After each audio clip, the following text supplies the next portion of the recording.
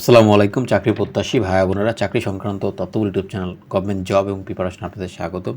আর আজকেরটি আপনার হাসপাতালের সার্কুলার, যেটা কুর্মিটোলা জেনারেল হাসপাতাল, সেনাবাহিনী নিয়ন্ত্রিত একটি প্রতিষ্ঠান।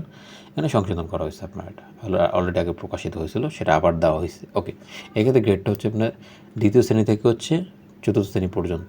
ওকে, তৃতীয় শ্রেণী থেকে চতুর্থ শ্রেণী চাকরি সবগুলো। ওকে, যদি এখানে অস্থায়ী ভিত্তির লেগছে, এটা পরে স্থায়ী করে দিবে কোনো রকম সন্দেহ ছাড়াই। ওকে, এখানে যে পদগুলোর কথা বলা আছে হচ্ছে 60 মধ্যাক্ষরিক কাম কম্পিউটার অপারেটর, 14 গ্রেডের একটি মতো পদ আছে। অবশ্যই আপনাকে স্নাতক উত্তীর্ণ হতে হবে, কম্পিউটারে দক্ষ থাকতে হবে, লিপিতে একটা প্র্যাকটিক্যাল দিতে হবে, কম্পিউটার টেস্টের প্র্যাকটিক্যাল দিতে হবে। এখানে 2টা প্র্যাকটিক্যাল হয়, খেয়াল রাখবেন। যারা লিপি জানেন তাদের জন্য ভালো, আপনার প্রতিযোগিতা কম হয়। ডাটা এন্ট্রি অপারেটর, এখানে একটি পদ আছে 14 গ্রেডের। এক্ষেত্রে আপনার সাধারণত মাধ্যমিক চাওয়া হয়ে থাকে। কম্পিউটার দক্ষ, অবশ্যই আপনাকে স্যাট টেস্ট মানে স্ট্যান্ডার্ড অ্যাপ্টিটিউড টেস্ট দিতে হবে আপনার স্পিডের ওপর, মানে আপনার বাংলা ও ইংলিশ দুইটা। ওকে, পরটা হচ্ছে অফিস সহকারী কাম কম্পিউটার মুদ্রাক্ষরিক, মানে টাইপিস্ট বলি আমরা। ডাটা এন্ট্রি অপারেটর টাইপিস্টের মধ্যে কিন্তু পার্থক্য আছে, খেয়াল রাখবেন, দুটো এক না। এটা উচ্চ মাধ্যমিক চাচ্ছে আপনার, এক্ষেত্রে কম্পিউটার চালানোর দক্ষতা। আর এখানে আপনার অবশ্যই একটা স্পিড, মানে আপনার কম্পিউটার গতি চেক করবে। ডাটা এন্ট্রি অপারেটরের ক্ষেত্রে কিন্তু স্যাট টেস্ট করা, এটা স্ট্যান্ডার্ড অ্যাপ্টিটিউড টেস্ট।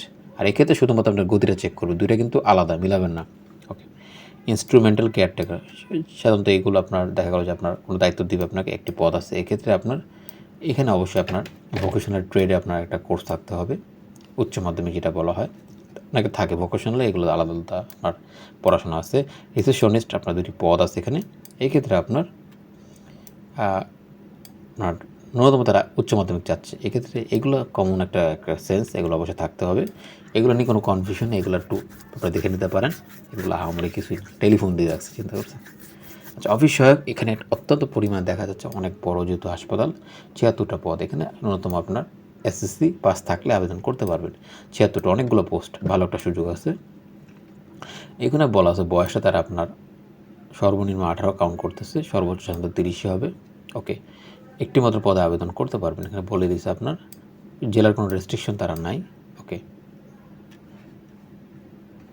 এখানে একটা কথা বলছে যে আপনার দৈনিক ইত্তেফাক ও ডেইলি স্টার অবজারভার পত্রিকায় প্রচারিত নিয়োগ বিজ্ঞপ্তির আলোকে যারা ইতিপূর্বে আবেদন করছেন তাদের আবেদন করার প্রয়োজন, অর্থাৎ এটা অলরেডি প্রকাশিত হয়েছে, তাই সেখানে সংশোধন কথাটা লেখা ছিল। কোটার যে ইস্যুগুলো আসলে অবশ্যই কোটার যে সর্বশেষ বিধিমালা সেটাকে আপনার অনুসরণ করা হবে। বর্তমানে 93% কোঠায় নিয়োগ প্রাপ্ত হবেন না, মানে কোঠায় মাত্র 7% রাখা, বাকি মেয়েদের আপনার 93%। এটা ভালো একটা, অত্যন্ত ভালো একটা সুযোগ। আর এইগুলোতে অবশ্যই আপনাকে ভাইবার আগে অবশ্যই আপনার প্র্যাকটিক্যাল পরীক্ষা ফেস করতে হবে। এখানে আপনার এনওসি নিতে হয়, কারণ তো এটা সবাই জানেন ভাইবার আগে। ওকে, এক্ষেত্রে আবেদনের লিঙ্কগুলো আমি দিয়ে দেবো, সেখান থেকে দেখতে পারবেন। এটা হচ্ছে আপনার অক্টোবর মাসের 15 তারিখ এটা শেষ হবে। ওকে, এখানে আর তেমন কিছু নয়। আপনার ফিগুলো দেখে নেবেন, যদি একটা পথে আবেদন করতে পারবেন দেখে শুনে করবেন। আর এখানে কোনো ইস্যু নেই আশা করি। আর এগুলো হচ্ছে লাগবে হচ্ছে যদি আপনি ভাইভাতে সিলেক্টেড হন, দেন আমরা এগুলো লাগবে। ওকে, এখানে আর তেমন কিছু নাই, স্বাভাবিক বিষয়। ওকে, একটা কথা বলছে যে জনপ্রশাসন মন্ত্রণালয় জারিকৃত পরিবর্তন অনুযায়ী অপেক্ষমান তালিকা প্রস্তুত করা হবে। এটা একটা ভালো একটা বিষয়, আগেগুলো ছিল না, এখন এগুলো আইন করা হচ্ছে। তার মানে আপনার পরীক্ষা দিলে একটা সুযোগ থাকবে, যদিও প্রথম লিস্টে না থাকেন, পরে আপনাকে অবশ্যই কল করা হবে। যদি কোনো ইস্যু থাকে অবশ্যই কমেন্ট সেকশনে নক করতে পারেন, আমি আমার বেটার সলিউশন দেওয়ার চেষ্টা করব। সবাই ভালো থাকবেন, আসসালামু আলাইকুম।